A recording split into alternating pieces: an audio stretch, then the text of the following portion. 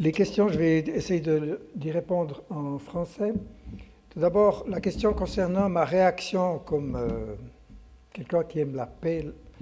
Mais je crois que plus que la paix, j'aime la justice. Il n'y a pas de paix sans justice préalable. Et nous avions ajouté dans le mouvement œcuménique dans les années 80 l'intégrité de la création, en fait, en tout. Alors ma première réaction, c'était mon troisième séjour en Palestine-Israël, c'est d'essayer d'aller plus à fond, d'aller comprendre les raisons de sa situation. Et plus j'allais en avant dans l'étude des nouveaux historiens, plus je me rendais compte que comme ailleurs dans les pays colonisés, dans les pays soumis par une puissance étrangère plus puissante, par tous les empires, c'est toujours les vainqueurs qui écrivent l'histoire.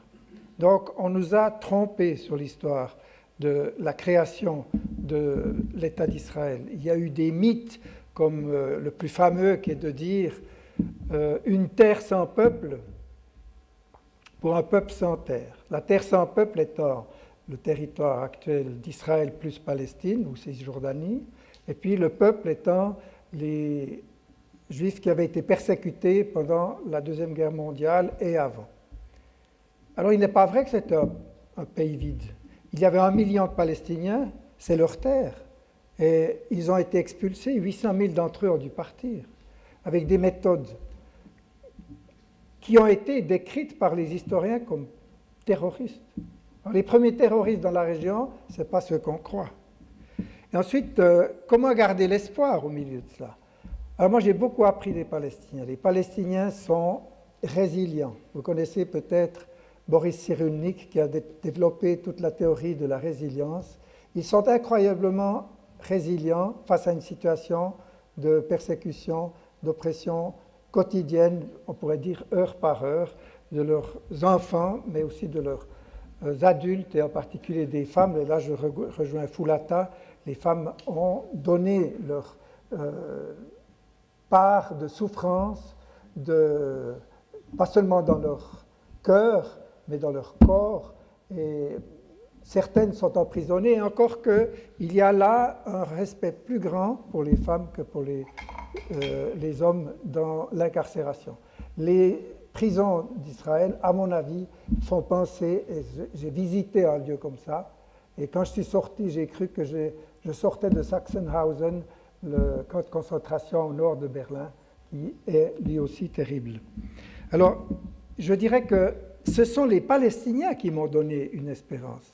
C'est leur résistance non violente à 95% ou 95%, parce qu'il y a bien sûr eu toutes les vagues d'attentats, de suicides avec des ceintures d'explosifs. Tout cela, c'est une réalité, mais c'est une violence seconde que je place dans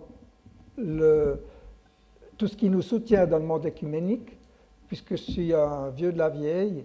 Nous avions élaboré dans les années 70 un document à Sankt Pölten qui s'appelait « La violence, la contre-violence et la justice sociale ». Et j'aime bien ces 3 étapes, parce que d'abord il y a la violence de l'oppresseur, il y a la violence de l'occupant. Et ensuite, celui qui est occupé, parfois comme simple réaction de suicide, de survie, il saisit les armes pour défendre sa famille, et ensuite, peut-être à longue échéance, on arrive dans la justice. Voilà pour la première question. Et quelles sont les activités que les églises peuvent faire? C'était ça la deuxième question. Je crois que les églises peuvent faire énormément. Et je regrette de dire que les églises, qu'elles soient membres ou non membres du Conseil œcuménique des églises, font très peu. Elles font très peu, je le sais, parce que je suis pasteur de mon église réformée, parce qu'il y a toujours un mélange, où la plupart du temps chez les chrétiens, une lecture de l'Ancien Testament, ou pour parler en langage informatique, on fait un clic, on prend un verset biblique et on le transpose avec un collé dans la situation du XXe ou du XXIe siècle au Moyen-Orient. Et ça conduit à toutes les erreurs et à tous les fondamentalismes et tout le fanatisme. Je suis souvent attaqué par des évangéliques qui me disent « mais la Bible dit… » etc. Oui, la Bible elle rapporte des paroles qui se réfèrent à des situations d'il y a 2000, d'il y a 2500 ans. Elle ne dit rien concrètement et pour cause sur la situation d'aujourd'hui.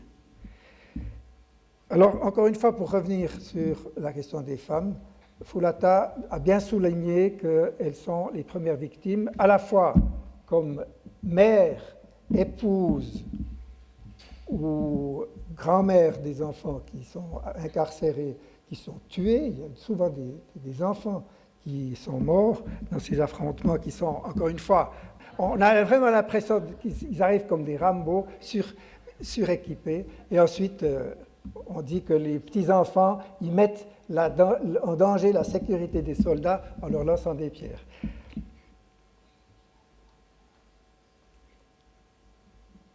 Madame Farhad Nasser, vous connaissez, qui vient souvent en Suisse. Elle a écrit des livres merveilleux, dont un sur l'olivier, signe de paix, et elle montre qu'il y a des mouvements de la paix. Et j'ajoute à ce que dit Soumaya Farhad Nasser, les femmes pour la paix s'appellent les femmes en noir. Et depuis 25 ans, elles sont tous les vendredis sur une place à Jérusalem, sur une place à Tel Aviv. Elles témoignent en silence de leur présence et elles protestent contre l'occupation. Ça, c'est une inspiration, ça, c'est un encouragement à faire de même. Et il y a dans quelques villes dans le monde aussi des femmes en noir qui les soutiennent en solidarité. C'est juste rapidement sur la question de l'espoir ou l'espérance des églises ou dans une situation de conflit. Dans la conversation œcuménique que nous allons avoir en Corée, il est prévu qu'il y ait plusieurs témoignages de gens des églises de la région donc, qui vont parler de leurs signes d'espoir à partir de leur expérience vécue, que ce soit en Égypte, en Syrie, mais aussi en Palestine.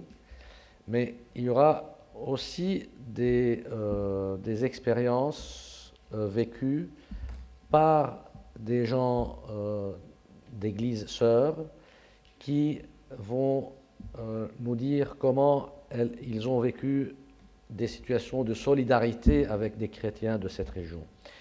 Mais je ne voulais pas anticiper tout cela, mais juste mentionner une expérience que le Conseil œcuménique des Églises a longuement soutenue et accompagnée.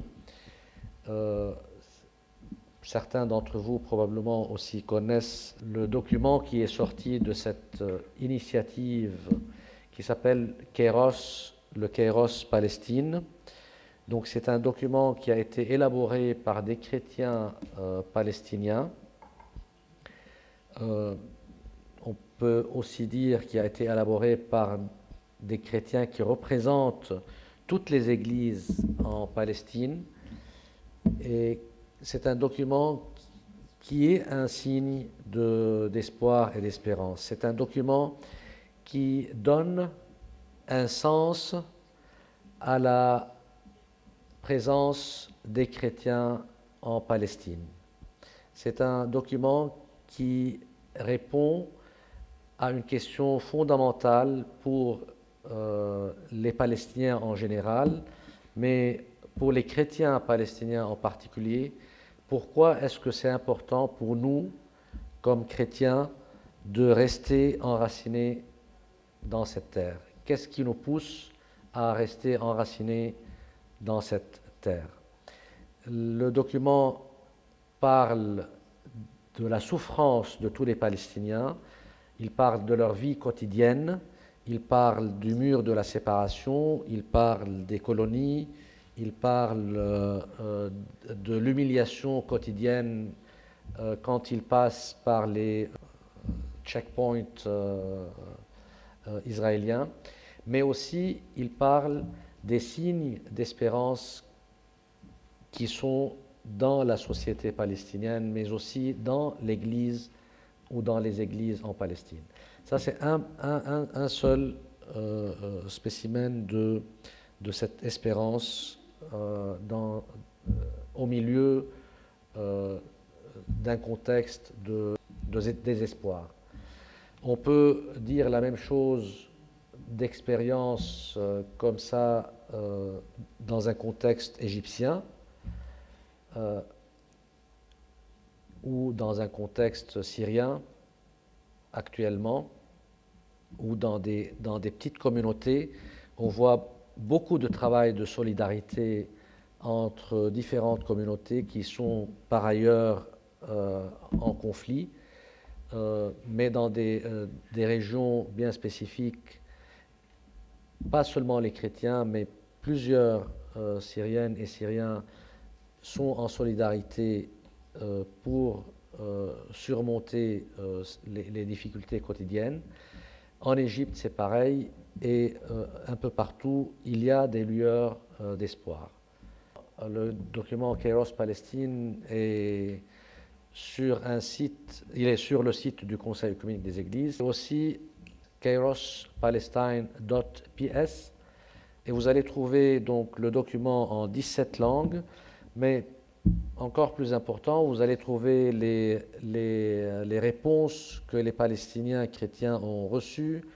Vous allez voir les activités de ce mouvement qui s'est créé parmi non seulement les chrétiens en Palestine, mais parmi la société civile en Palestine autour de ce document de Kairos, qui est devenu un mouvement en fait en Palestine. Vous allez trouver aussi la réponse officielle de beaucoup d'églises membres du Conseil œcuménique des Églises à ce document. Et ce qui est encore plus important dans ce mouvement qui s'est créé autour de ce Kairos, c'est que ce document, ce mouvement, ce processus s'est inspiré du Kairos Afrique du Sud, où les chrétiens de l'Afrique du Sud ont demandé à leurs chrétiens, à d'autres chrétiens, de les soutenir dans le boycott et dans les sanctions contre l'Afrique du Sud, contre l'apartheid de l'Afrique du Sud de l'époque. Alors, ce Kairos Palestine a inspiré aussi maintenant plusieurs Kairos dans d'autres églises et dans d'autres mouvements.